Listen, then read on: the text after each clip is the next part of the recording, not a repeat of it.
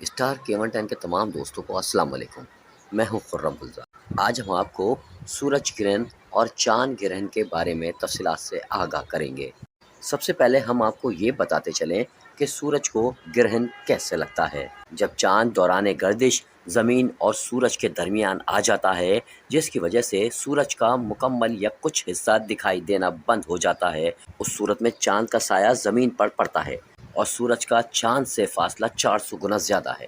اس لیے گرہن کے موقع پر چاند سورج کو مکمل یا کافی حد تک زمین والوں کی نظروں سے چھپا لیتا ہے۔ چاند کے سورج اور زمین کے درمیان آ جانے کا عمل سورج گرہن کہلاتا ہے۔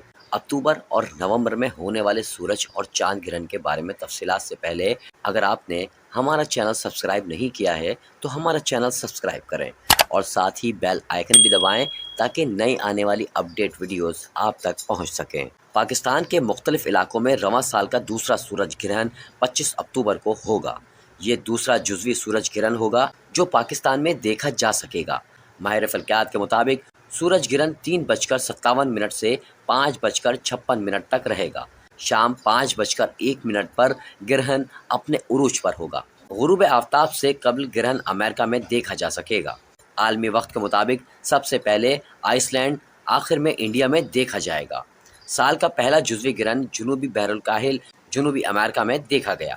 جزوی سورج گرہن کے دوران بھی سورج کو براہ راست دیکھنا غیر محفوظ ہے۔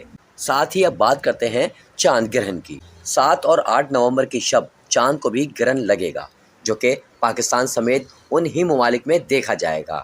سال 2022 میں پہلا چاند گرہن 16 مئی کو اور سال کا آخری چاند گرہن 8 نومبر کو ہوگا۔ 8 نومبر کو ہونے والا چاند گرہن پاکستان میں بھی جزوی طور پر دیکھا جائے گا، جبکہ سال 2023 کا پہلا سورج گرہن ماہ اپریل میں ہوگا۔ سورج گرہن کے دوران کھلے آسمان کے نیچے جانے سے گریز کریں۔ سورج گرہن کے ریڈیشن خطرناک ثابت ہو سکتی ہے۔